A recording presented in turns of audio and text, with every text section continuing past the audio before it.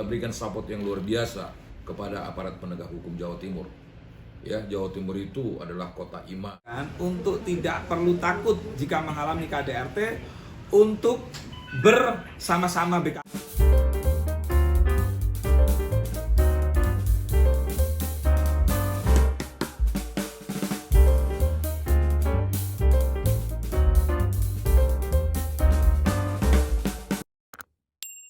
Ya, tapi penegakan hukumnya yang perlu gitu.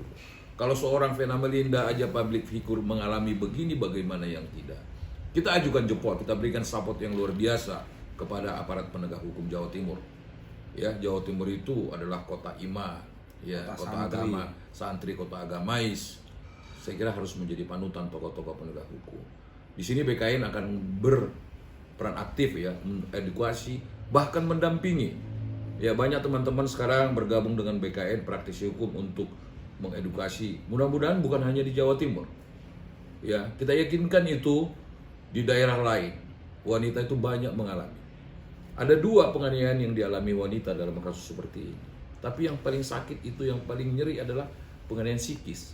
Kalau fisik itu terlihat, kalau psikis itu tidak loh. Ya, dan akibatnya itu bisa menjadi gila dan sebagainya.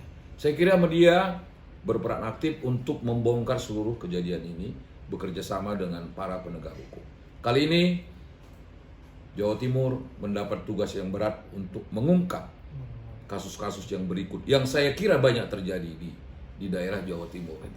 Ya, berharap kita, Bapak Kapolda dan semua jajarannya, untuk lebih membuka hati, melihat kejadian ini menjadi barometer awal untuk memperbaiki penegakan hukum dalam pelanggaran KDRT terhadap para wanita yang memang menjadi tulang punggung daripada kehidupan bermasyarakat.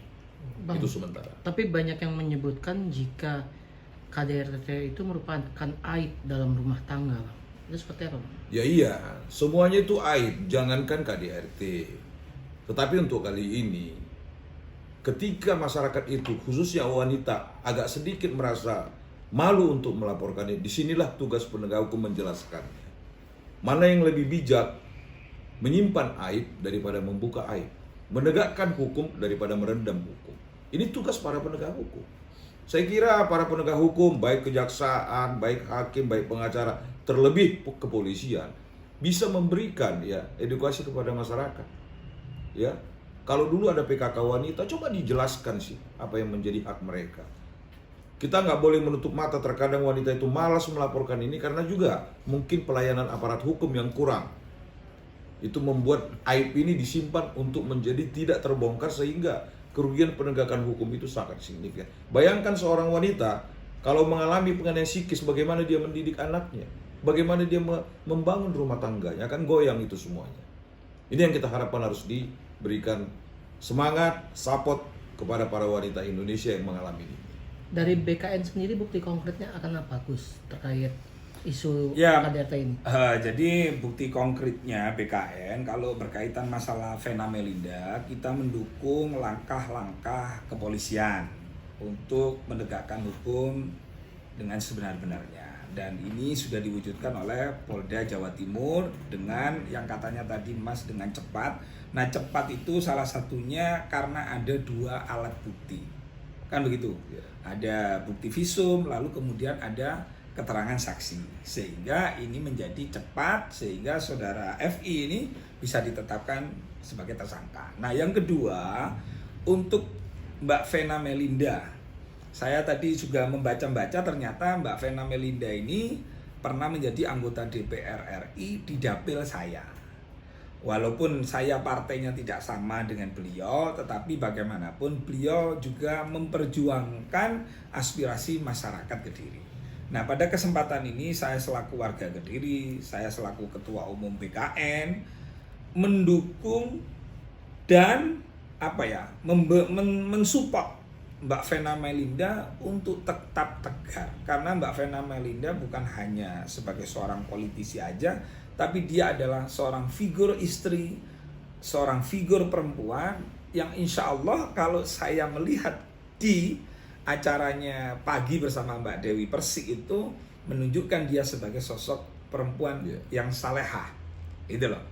Ada kejujuran yang saya dapat, makanya akhirnya saya melayani ketika teman-teman wartawan tanya pandangan, pendapat tentang kejadian Mbak Vena Melinda yang mengalami KDRT. Nah, berkaitan persoalan hukum, kita tidak akan intervensi, kita serahkan sepenuhnya kepada proses hukum yang sedang berjalan. Nah, kita memantau, kita tetap mengawal agar proses hukum ini berjalan sesuai dengan prosedur-prosedur hukum yang ada. Untuk BKN sendiri, bisa Iya. program BKN ada nggak sih untuk isu KDRT ini? Oh iya, itu kita sangat konsen sekali.